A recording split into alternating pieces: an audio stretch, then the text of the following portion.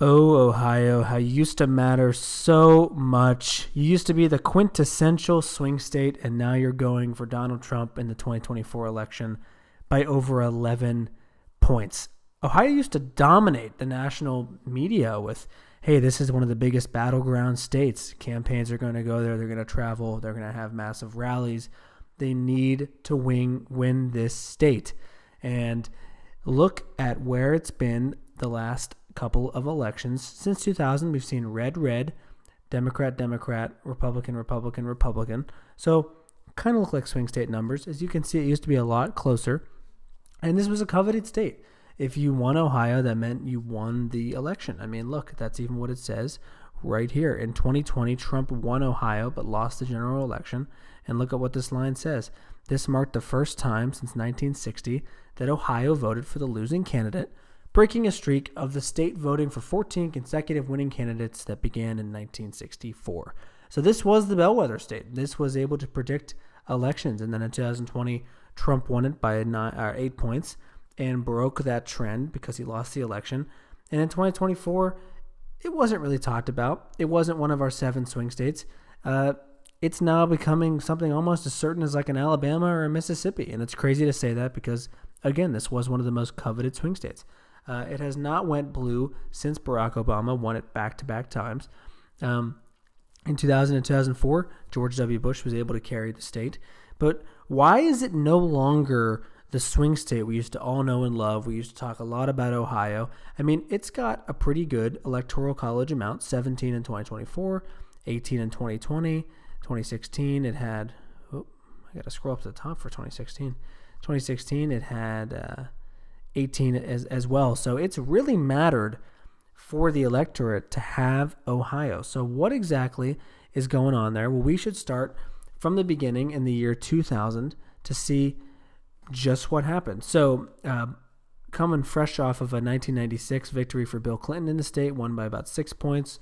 Ross Perot probably had some influence in here. That's going to be a later video at some point, Ross Perot's election influence or interference, however you want to call it, in 2000 or in 1996 and in 1992.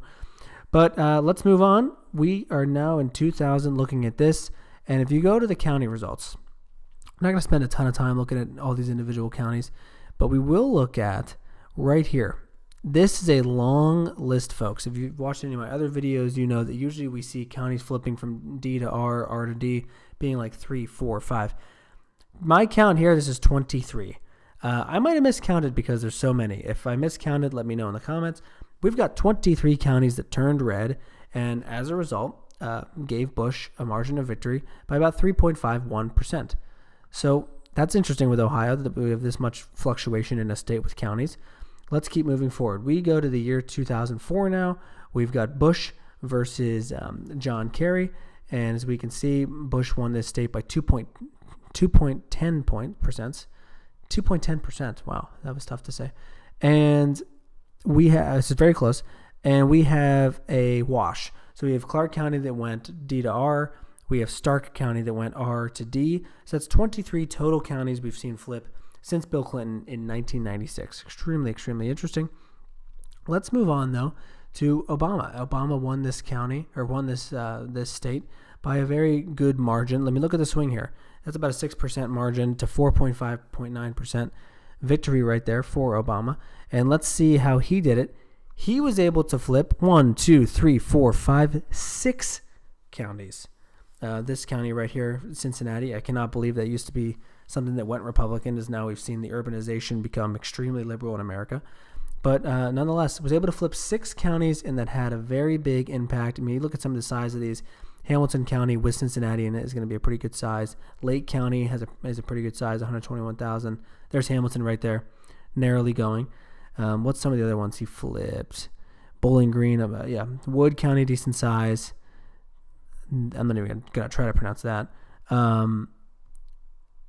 Let's see some more. Sandusky County. It's a couple of like smaller to decent sized counties.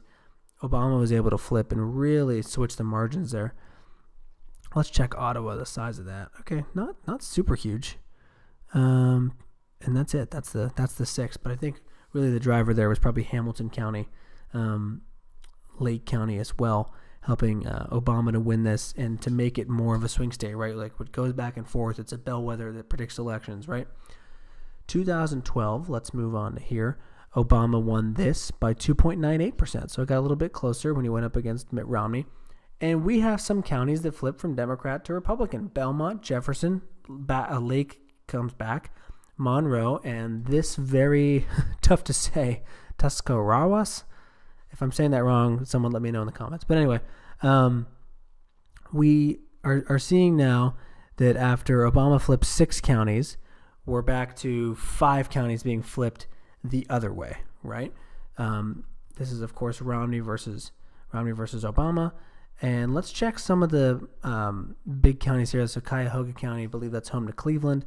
645,000 total votes cast, 69% of the vote going blue. Hamilton County, 52.50% of the vote going blue. That's where Cincinnati is. So extremely, extremely interesting here. Let's move on to 2016. What happened here that Trump was able to swing this by a huge amount? Leaning Republican was the polls in 2016, and then Trump goes and wins it by about 8 points. So kind of a shocker, honestly, if you remember that. Let's go to the bi-county results here. Looking very red. And whoa, big amount. Okay, 1, 2, 3, 4, 5, 6, 7, 8, 9 counties. You build that on amongst Romney flipping 5 counties. 1, 2, 3, 4, 5. You're 14 counties different than you were in 2008 when Obama won Ohio. That's pretty huge, folks. You're not seeing. Let's look at some of these big population counties. Cuyahoga County, 65.4% blue in 2016, and in 2012, it is 69.32%. So probably a big difference there, right? You're seeing a lot of votes. 447,000 votes cast in 2012. In 2016, 398,000. So 50,000 votes going to the right. That has probably a lot to do with it as well. But you're flipping 9 counties. You're going to see that type of margin. And again, 14 since Obama, who fought to flip 6 counties back from George W. Bush, who flipped 23. So Ohio seems to be a state where the whole state shifts in one direction. It's not just a city. It's not just a county. It seems like many counties at large will flip to kind of decide elections there in the state. Let's look at 2020, shall we? Let's go down to the bi-county results. Trump won it by a little bit less, a tiny little bit less in 2020, as he, really underperformed in 2020 and lost the election to Joe Biden. So we have 2 counties that go Republican, interesting, and 1 county that flips to blue. So that's a net 1 for Republicans. So you have the 5 from Romney, if we're keeping track. Let's go grab the 5 here. We have the 9 from 2016 with Trump down here.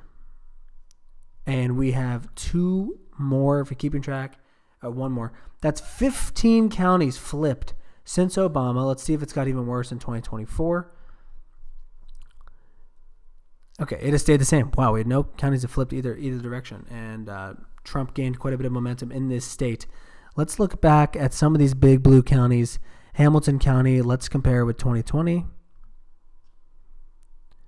So 246,000 votes for Biden in 2020. And in 2024, 233,000 votes. So a little bit less. Franklin County, big county. I believe that's home to Columbus, Ohio. 62.98% blue in 2024. And 64.68% blue in 2020. 409,000 votes cast. 380,000 votes cast. So big deal. Trump. So it looks like Trump wasn't flipping counties, but he was getting more votes in these Democratic stronghold counties. Cuyahoga County, Trump got 33.56% of the vote, whereas in 2020, he got 32.32%. So just marginal gains, and it looks like a lot of gains across Ohio. Let's just look here. And by just looking, we can tell he got gains in those just 3 or 4 counties above Cuyahoga County. Look, 75.74, 75.29, 73.80, 76.59. Whereas here, look, it's just a little bit lower.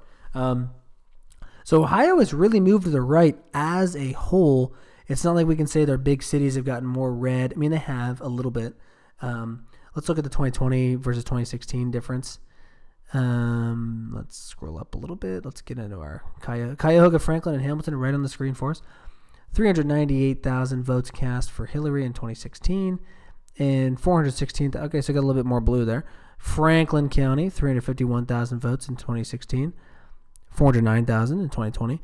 And Hamilton, 246,000 and 215,000. So it went up in 2020, which is probably a little bit of the reason that Trump's margin of victory went down. Let's look at 2012 and see if this tells any story. So this county flipped to, wow, not a huge population, but this county flipped big time. 55% Dem in 2012, 51.89% Republican. So, I mean, look, 42% here, dropped about 13%. That's kind of telling more of the story, in my opinion, even though it's a lower amount of votes. But let's just check this anyway. So Cuyahoga County, 69% blue in 2012. Franklin County, 60.53. Hamilton, 52.5. Cuyahoga went down to 65. Franklin looks like that went down to 59.7. Yes, went down slightly. Hamilton, 52.73, went up a little bit, blue. So maybe some of the gains Trump got here in Cuyahoga and Franklin almost offset a little bit by some of the gains for Clinton in 2016. Right, that was a gain. Yeah, a slight gain. But it seems like those counties aren't shifting it a ton. It's more of, hey, we've flipped 15 counties since Obama, right? And that's extremely interesting. I think we need to look into maybe why that is happening. So I have pulled up some exit polls from 2012 for Romney and Obama. And we can look right here at Ohio, focus on the Ohio clip here, whereas we can see that the last three elections, very interesting, the white vote in Ohio from 2004 to 2012. So in 2004, it was Bush plus 12, McCain plus 6, and I think that's the reason, hey, it shifts back quite a bit towards Obama. And in 2012, Romney got plus 16 of the white vote. Let's look at what happened in 2024. Okay. Wow. Trump got plus 21 of the white vote. So the white vote is moving more conservative in Ohio, big time. When it was a quintessential swing state, it looks like you were seeing plus 6, plus 12, plus 16, and now you're seeing plus 21. That is certainly going to make a big shift there. Hitting 60%, they used to hit 57%, even 52 and 56%. Let's now look at the black vote. Obama hitting huge amounts, 97%, 96% for margins of plus 95, plus 93. John Kerry only getting a plus 68. That is a huge amount. So Bush got 16% of the black vote in 2004. That was keeping it at a swing state as well. Super interesting there. Let's go see what Trump has done in Ohio as far as gains. So it looks like we have 96-3 in 2012. Now let's look here. 89-10. So went up about 3 times in terms of support. Democrats couldn't even crack 90% with blacks in Ohio. That is a huge red flag. You want to be hitting at least 90, 92, 93% to start to make this state more competitive. Let's see if the Hispanic vote can tell us a little bit more of the story as well. We look back at Ohio, 54%. Kerry was plus 30. It looks like Obama lost some support in 2012 to go down to plus 12. So that's kind of interesting, and I think that probably keeps it a little bit close. But Obama getting 54% of the Hispanic vote in Ohio in 2012. Let's see what Trump got in the Republicans. Okay, so 9% loss there, and Republicans gaining, where were they at? They were at 42%, so gaining 8%. So if you add this all up, plus 8 here, plus 7 here, plus 3 here, that's what, 18% across the board, across races. That's going to put a dent in any chances for the Democrats. And you're seeing that just being dispersed across counties all over the nation. Let's look at the national exit polls to compare. Men 55% Republican, yes. Women 53% Democrat, yes. Whereas in Ohio, we have the female population being more Republican than Democrat, and by a little bit of a big difference here, 53% down to 49% in Ohio. That's going to start to tell the story. Let's look at the white vote, 57%. We were talked about it, 60% in Ohio. The black vote, it's actually a little bit more red across the country. Very interesting. The Hispanic vote tells a big story, 51% nationally, whereas in Ohio, it's 50%. Republican goes down to 45% for the Democrats. Definitely telling a big story about the minorities and whites moving towards the Republican Party in Ohio has made this state kind of untouchable. You're seeing like a full flip of, it used to be Latinos were having over 50% of the margins. Now they're under that, and Republicans are above 50%. That is a super interesting trend. We could see what was the most important issue to Ohio voters. And when we are seeing economy and immigration, and I talk about this in my last two swing state videos that'll be linked in the description, Colorado and Florida. When you're seeing economy and immigration be the number one voting issues, those were issues that were, when polls were taken, Trump or just the Republicans were trusted more to handle that. And conversely, abortion, healthcare, and climate, Kamala, Biden, and the left was more trusted to handle that. So you can kind of tell where elections are going to go based on what the number one issue is that voters are deciding on, and then seeing who they trust more on that. And so not surprising in Ohio that the number one issues they were voting on or worried about were the red-leaning issues. If you were seeing climate be 10%, abortion be 20%, healthcare be 30%, you would start to see, hey, Ohio's going left, right? But with economy and immigration making up over 60% of the biggest issues there, you saw the votes reflect that because polling showed people trusted the Republicans more on that. But Ohio, a super interesting breakdown. It looks like just counties in general are moving more towards the right, especially than where they were in 2012. I mean, it is very hard to overcome flipping 15 counties since Obama, since 2008. I mean, if the Democrats are going to make a play at Ohio, they have to travel the whole state. It's not just about their strongholds where Columbus, Cincinnati, and Cleveland are. They've got to start flipping some of these counties back to make it close in 2028.